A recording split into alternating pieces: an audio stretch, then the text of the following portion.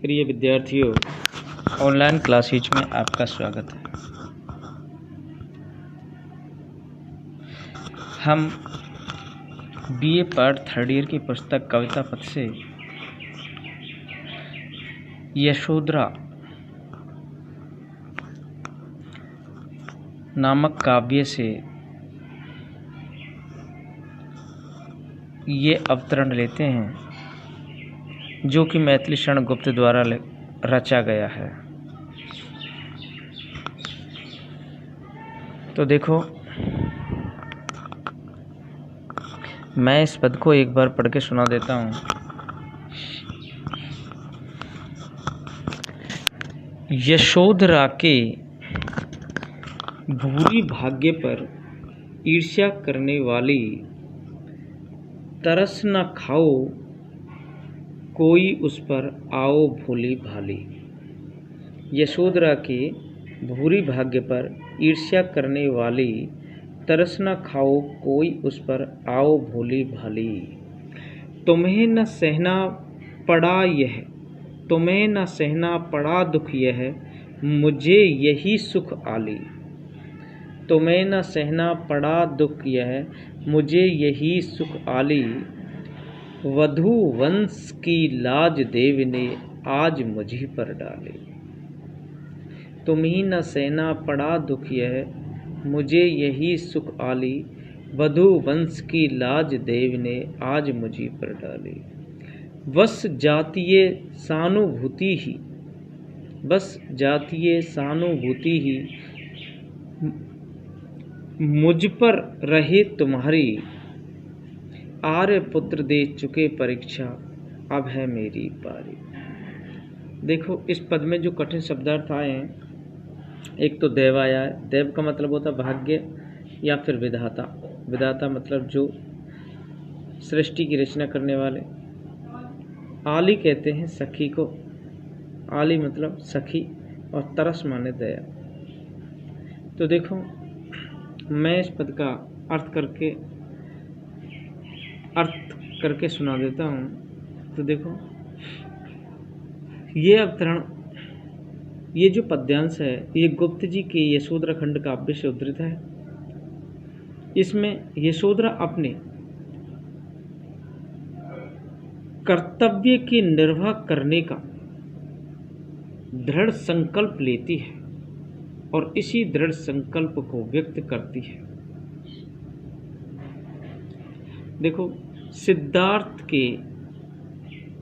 जब सिद्धार्थ महावीर निष्क्रमण कर जाते हैं, यशोधरा के भूरी भाग पर ईर्ष्या करने वाली, तरस न खाओ कोई उस पर आओ भोली भाली। कवि मैथिली शरण गुप्त जी कहते हैं कि जब सिद्धार्थ के महावीर निष्क्रमण से जो स्त्रियां यशोधरा को भाग्यवती नहीं मान रही हैं, अभागी मान रही थी,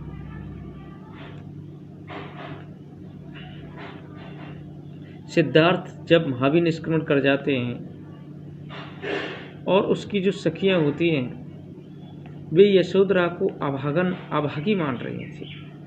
क्या मान रही थी? अभागी मान रही थी। उन्हीं पर इशारा करते हुए यशोधरा कहती है कि मैं बहुत ही भाग्यवती हूँ। कैसी हूँ? मैं बहुत ही भाग्यवती हूँ। जो मेरे भाग्य पर, जो स्त्रियां मेरे भाग्य पर ईर्ष्या करती हैं, वे शांत हो जाएं, चुप हो जाएं। उन्हें मेरे भाग्य पर तरस खाने की आवश्यकता नहीं है। अरे भोली भाली नारियों, स्त्रियों, आओ, तुम्हें न सहना पड़ा दुख ये, मुझे यही सुख आली। वधू वंश की लाज देव ने आज मुझी पर डाली। अरे भोली भाली नारियों, आओ, तुम्हें ये दुख नहीं सहना पड़ेगा। देखो, मेरे पति का जो वैराग्य होकर के, जो विरक्त होकर के, मेरे पति जो विरक्त होकर के यहाँ से चले गए, वे बहुत ही, उनका जीवन बहुत ही सुखदायक बन गया है। अर्थात पुत्र का पालन पोषण कर अपने कुल की परंपरा की मर्यादा बचाए रखने का मर्यादा बचाए रखने को का जो दायित्व है वो विधाता ने मुझ पर डाल दिया है। मतलब परिवार चलाने का जो दायित्व है वो विधाता ने मुझ पर डाल दिया है, क्योंकि मेरे पति तो विरक्त होकर के यहाँ से चले गए हैं। बस जातीय सहानुभूति ही मुझ पर रही तुम्हारी, आर्य पुत्र दे चुके परीक्षा, अब है मेरी बारी। ये कार्य मेरे लिए कोई बुरा नहीं है, इसमें मुझे सफलता मिले, इस कारण आप सभी को केवल सहानुभूति चाहिए।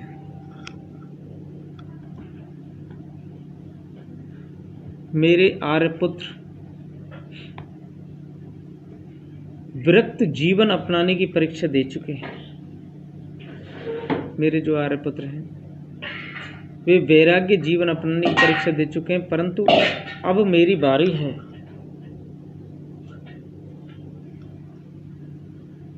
मुझे तपस्विनी की तरह अपने कुल की रक्षा करनी है। इस पद के माध्यम से यशोधरा की कर्तव्य निष्ठा और उनके दायित्व निर्वाह की भावना को व्यक्त किया गया है। भाषा भावों के अनुकूल है, अनुप्रास अलंकार का प्रयोग किया गया है। देखो, अब हम दूसरा पद लेते हैं। जाओ नाथ अमृत लाओ तुम मुझे मेरा पानी, जाओ नाथ अमृत लाओ तुम मुझ में मेरा पानी, चेरी ही में बहुत तुम्हारी मुक्ति तुम्हारी रानी। प्रिय तुम तपो सहे में भरसक, देखूं बस हे दानी, कहाँ तुम्हारी गुणगाथा में मेरी करुण कहानी।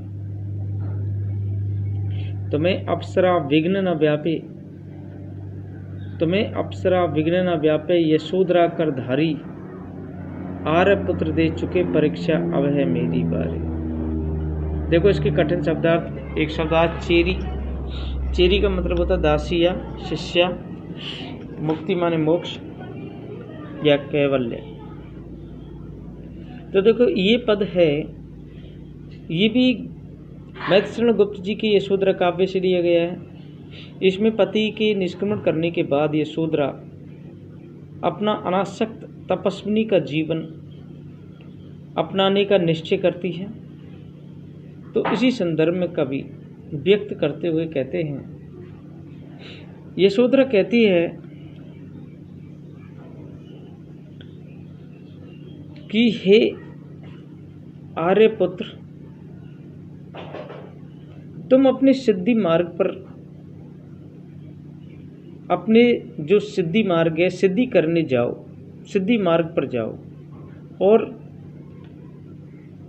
मोक्ष रूपी अमृत को प्राप्त करो। यशोधरा कहती है कि हे आर्यपुत्र, तुम सिद्धि मार्ग पर जाओ और मोक्ष रूपी जो अमृत है उसे प्राप्त करो। यशोधरा कहती है, परंतु मैं तो अपनी मर्यादा में रहूंगी।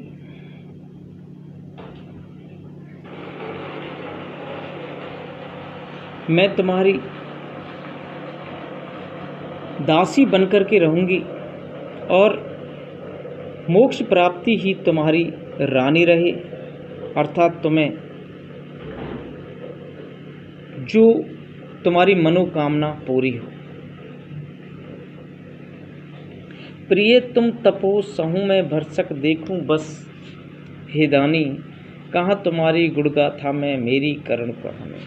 हे प्रिय, तुम निरंतर तप करते रहो, परंतु मैं तुम्हारी तप सिद्धि को देखने में पूर्ण समर्थ बनी रहूं और देखने की मुझे लालसा बनी रहे और मैं तुम्हारे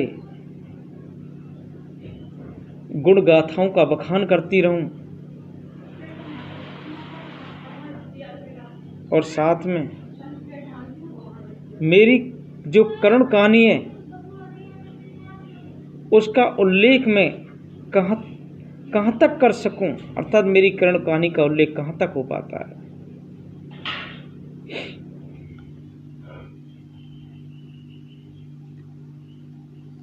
हे यशोधरा के प्राण वल्लभ,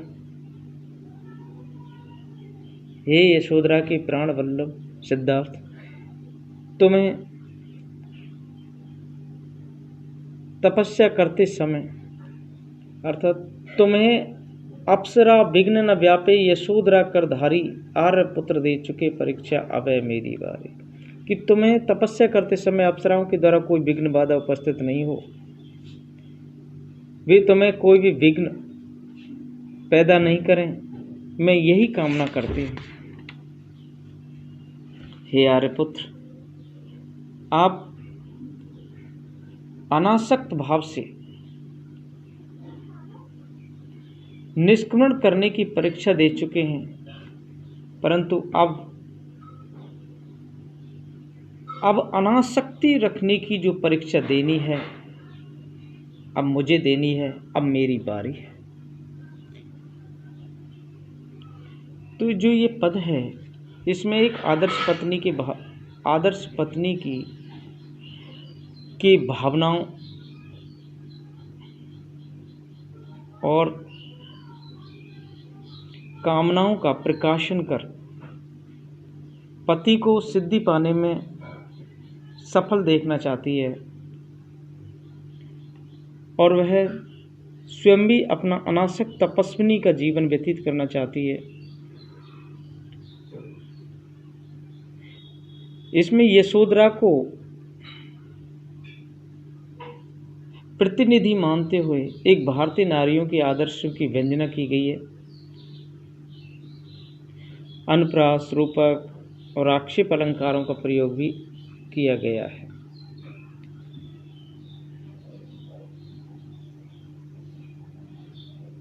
तो देखो बच्चों,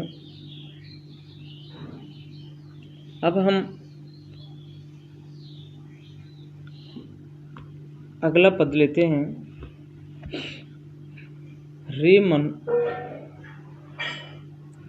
रेमन आज परीक्षा तेरी, विनती करती हूँ मैं मुझसे तुझसे बात न बिगड़े मेरी। अब तक जो तेरा निग्रह था बस अभाव के कारण वह था, लोभ न था जब लाभ न वह था, सुन स्वागत की भेरी रे मन आज परीक्षा तेरी। दो पग आगे ही वह धन है, दो पग आगे ही वह धन है, अवलंबित जिस पर जीवन है, पर क्या पथ पाता, पर क्या पथ बाधा ये जन है, मैं हूँ और अंधेरी रे मन आज परीक्षा मेरी। तो देखो, इसमें जो कठिन शब्दार्थ आए, अवलंबित कहते हैं आश्रित होना किसी पर, भेरी मन नगाड़ा, निग्रह कहते हैं इंद्रियों को वश में रखना। तो देखो इसके जो अर्थ है, ये जो पद्यांश है ये मैथिली शरण गुप्त द्वारा रचित यशोधरा खंड काव्य से लिया गया है। इसमें जो सिद्धार्थ हैं, जो यशोधरा के पति हैं, वो तपस्या करने के बाद जब कपिलवस्तु आए हैं तो यशोधरा सोचने लगती है कि प्रियतम ने चुपचाप निष्क्रमण करके उसे अकेला छोड़ दिया था, अब वे स्वयं उसके पास कैसे जाएं, परंतु वे स्वयं उनके पास नहीं जाएगी। इसी प्रसंग में यशोधरा कहती है, यशोधरा कहने लगती है कि हे मन, आज तुम्हारे धैर्य एवं त्याग की परीक्षा का समय आ गया है। मैं तुमसे विनती करती हूँ मैं तुमसे बात न बिगड़े मेरी। मैं तुमसे विनती करती हूँ कि मेरे प्रियतम सिद्धार्थ के पास जाने की, उनके दर्शन लाभ करने की उतावली मत करना। ऐसा काम ना करना जिससे मेरे स्वाभिमान को ठेस पहुंचे और मेरी बात बिगड़ जाए। अब तक जो तेरा निग्रह था बस अभाव के कारण वह था, लोभ न था जब लाभ न वह था, सुन स्वागत की भेरी रे मन आज परीक्षा तेरी। यशोधरा कहती है कि आज तक मेरे मन में उत्सुकता नहीं थी, इसका कारण मेरी अपनी इंद्रियों का वश में रखना था। और मेरे प्रियतम भी मुझसे काफ़ी दूर चले गए थे। उनके लौट आने का न तो मुझे कोई विश्वास था और न मुझे विरक्त पति की पुनः गृहस्थ जीवन अपनाने की संभावना थी। मुझे मेरे प्रियतम से मिलने का कोई लोभ लालच नहीं था और ना लाभ था। सुन स्वागत की भीरी रे मन आज परीक्षा तेरी। परंतु आज नगर में उनके स्वागत के लिए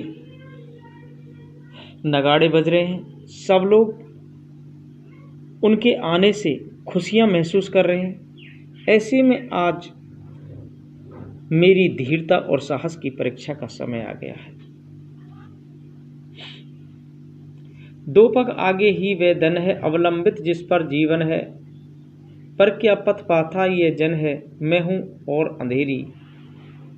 यशोधरा अपने मन में सोचती है कि मेरे प्रियतम सिद्धार्थ गौतम ने उसे स्वयं त्यागा था, इसलिए जब वे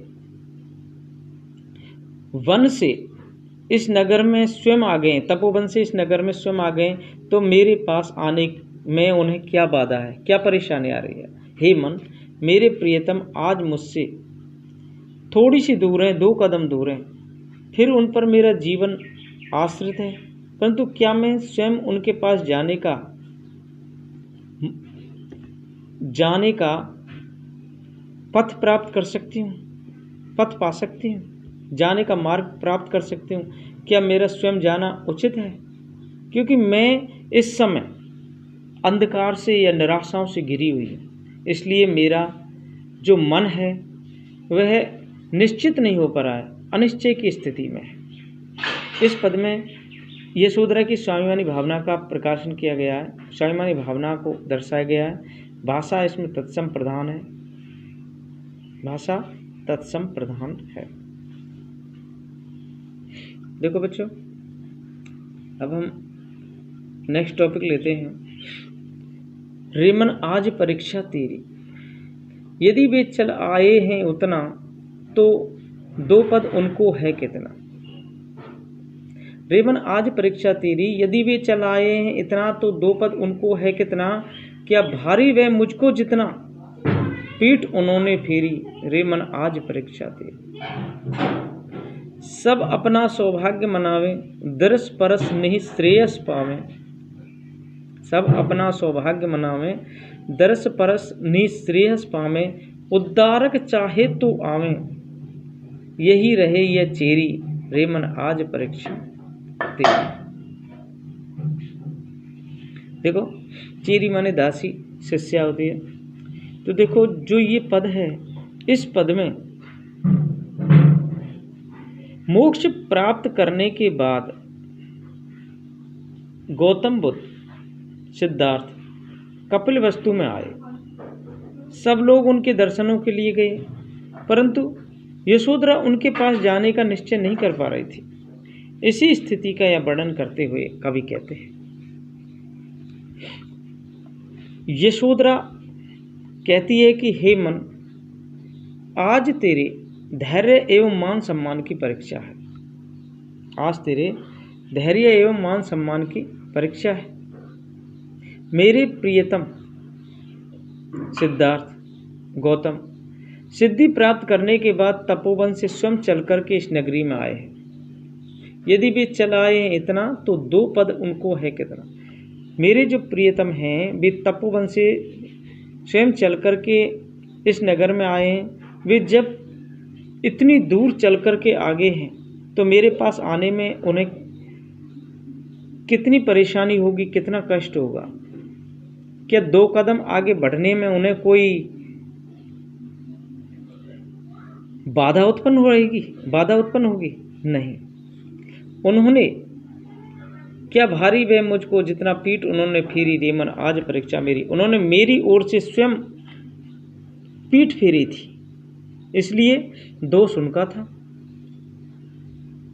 अतः वे अगर मेरे पास आएंगे तो उनके लिए कोई बाधा उत्पन्न नहीं होगी, जितना कि मेरे लिए रहेगी। अतः मेरा उनके पास जाना उचित नहीं है, इसलिए हे मन, आज तेरी परीक्षा का समय आ गया है। रे मन आज परीक्षा तेरी, सब अपना सौभाग्य मनावे, दरस परस निश्रेयस पावे, उद्धारक चाहे तो आमे, यही रहे ये चेरी, रे मन आज परीक्षा तेरी। यशोधरा कहती है कि सारे नगर के लोग गौतम के, मेरे प्रियतम गौतम के दर्शन पाकर के, उनके हाथों का पवित्र स्पर्श पाकर स्वयं को सौभाग्यशाली माने, सब मेरे प्रियतम के दर्शनों से अपना कल्याण करें, परंतु मैं स्वयं उनके पास नहीं जाऊंगी। मेरे प्रियतम सभी का उद्धार करने वाले प्रभु गौतम स्वयं अगर चाहें तो भी मेरे पास आ सकते हैं, मुझे अपने दर्शन दे सकते हैं, परंतु मैं उनकी दासी होकर भी स्वाभिमान की खातिर यहीं पर ही रहूंगी। अर्थात मैं स्वयं उतावली बन करके उनके पास नहीं जाऊंगी। हे मन, आज मेरे साहस एवं स्वाभिमान की परीक्षा है। इसमें यशोधरा के स्वाभिमानी स्वभाव की व्यंजना की गई है। जब भी बिना पूछे निष्क्रमण करके गए हैं तो उनको ही मेरे पास आना चाहिए। मैं अपने स्वाभिमान की स्वयं रक्षा करूंगी। ये भाषा सरल है, भावों के अनुकूल है और काव्यलिंग अलंकार एवं अनुप्रास अलंकार का प्रयोग किया गया है। धन्यवाद।